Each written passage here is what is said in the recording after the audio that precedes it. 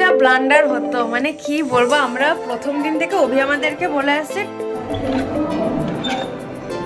Ready হলে হ্যাঁ চলো। এভরিওয়ান, ঘড়িতে এখন 2:25 আর আমরা যাচ্ছি লাঞ্চ করতে। লাঞ্চ করে একটু টুকটাক মার্কেটটা ঘুরবো, সবার জন্য ছোট ছোট কিছু নিয়ে যাব স্মৃতির উদ্দেশ্যে। তো চলো, কৃষের তো লাঞ্চ হয়ে গেছে, আমরা এখন সবাই মিলে লাঞ্চ করবো। মায়ের শরীরটা একটু ডাউন, কেন কি কালকে অযোধ্যা ট্যুর করে এসেছি, গোটাটা হেক্টিক জার্নি।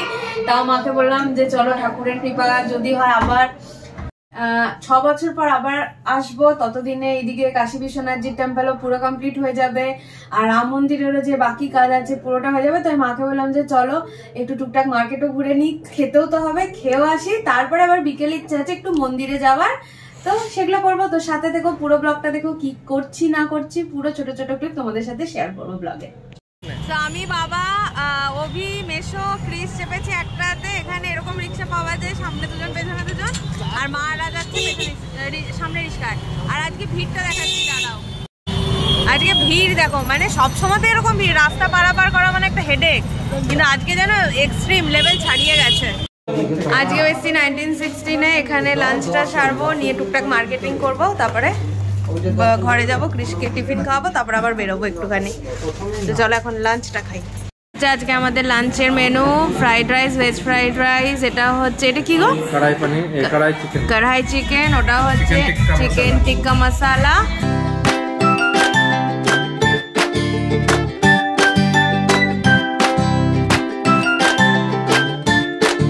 খাওয়া দাওয়া কমপ্লিট হয়ে গেছে, এখন আমরা যাচ্ছি তিব্বতেন মার্কেট, কিছু শপিং করব।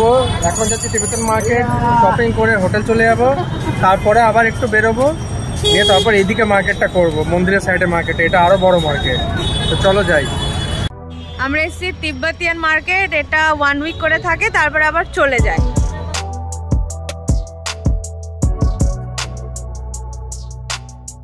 এখানে ক্রিস ট্রেনে স্টার্ট হয়ে গেছে।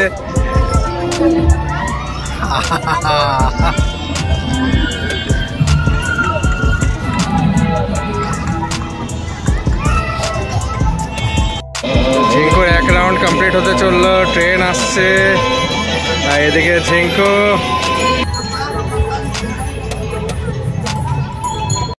ট্রেন কমপ্লিট, আর চলে ঝিঙ্কুর এখানে গাড়ি স্টার্ট হয়ে গেছে।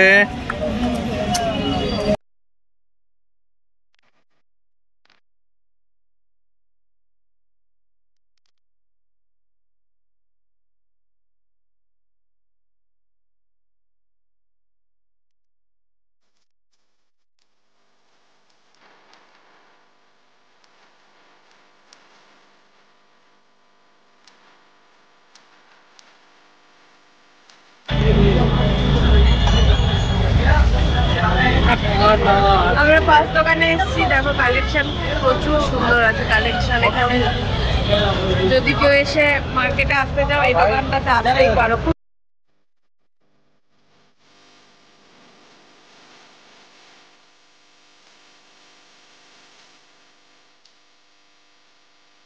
যা ব্লান্ডার হতো, মানে কি বলবো, আমরা প্রথম দিন থেকে অভি আমাদেরকে বলে আসছে 10th ফেব আমাদের ফেরার ট্রেন। এবারে আজকে হচ্ছে 9th ফেব, এবার আমাদের মাথায় আছে স্যাটারডে হচ্ছে 10th ফেব। তা আমরা ভাবছি কি 10th ফেব মানে 10th ফেব স্যাটারডে নাইটে ট্রেন। আমরা তো পুরো মাইন্ড সেট করে নিয়েছি কি আজকে সারা দিনটা এখানে ঘুরে ফিরে রেস্ট নিয়ে, কালকে গঙ্গা স্নান করে গঙ্গা জল নিয়ে রাত্রে ট্রেনে উঠবো। আর শরীর সবার মানে ডাউন হয়ে গেছে, সবার ঠান্ডা লেগেছে, হঠাৎ করে ঠান্ডাটাও পড়েছে, তার মধ্যে জল চেঞ্জ হয়েছে। যাই হোক, নিয়ে আজকে হঠাৎ করে মা বলছে সকালবেলা, মানে অভির মা বলছে যে বাবা ট্রেন তো আজকে রাত্রেবেলা, কালকে তো নয়।